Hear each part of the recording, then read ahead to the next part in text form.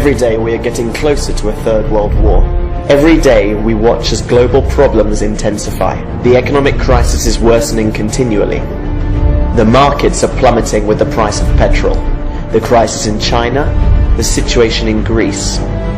The outbreak of a conflict between the two Koreas is already visible on the horizon, owing to the growing tension between them. The North Korean regime of Kim Jong-un has launched a new missile, which has made the United States send a nuclear warship to South Korea.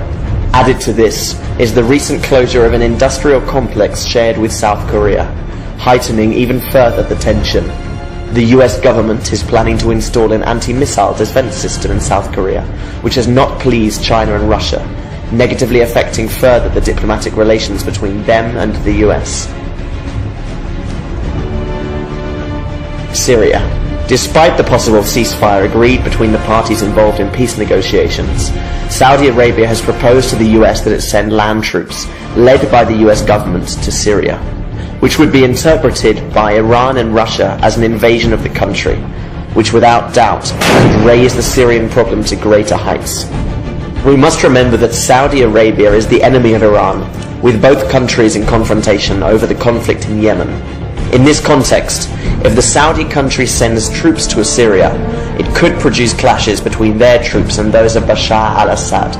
And we must remember that not only is al-Assad a critical ally of Iran and Russia, but that in the ranks of the Syrian army are troops from Iran and even, according to rumors, Russia.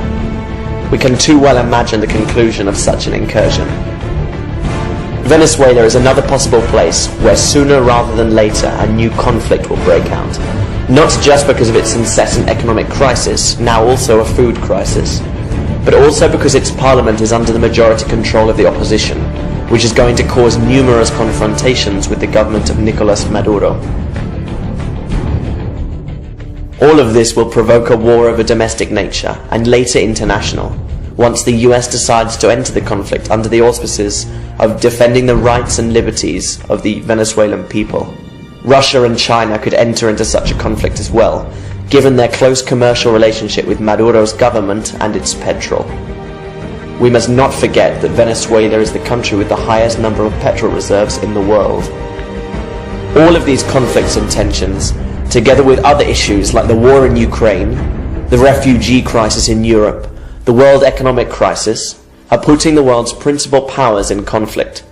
Powers that, as we already know, operate as puppets of the economic and financial elite and its determination to provoke this new world war, to achieve its ultimate goals, just like they have with the previous two world wars.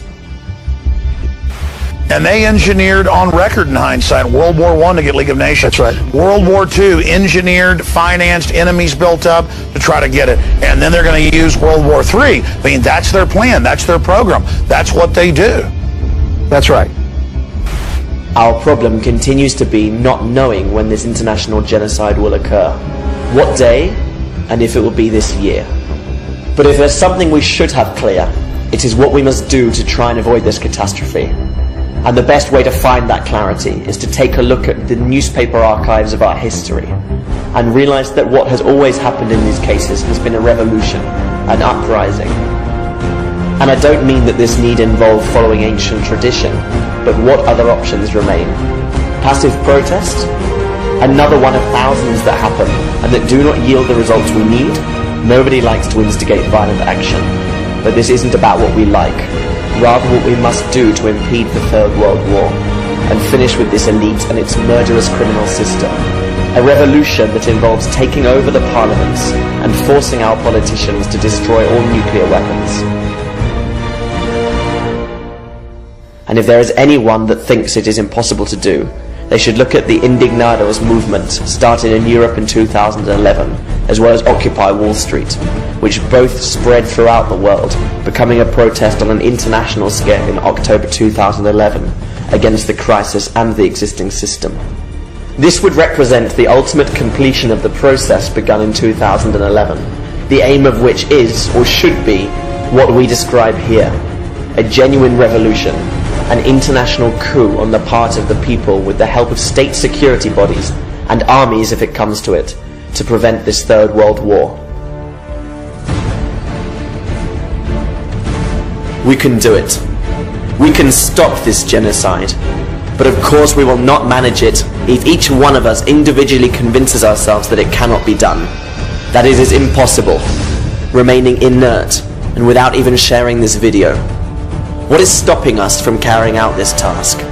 Inertia, pessimism, and fear. We must fight against that stance.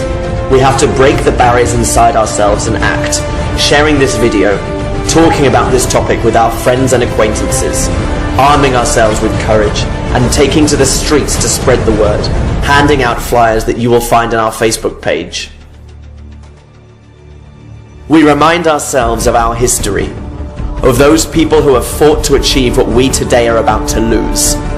If they could do it, why can't we? With all of the technologies available to us, putting us in contact with people all around the world. We must believe and we must act. This is an international emergency.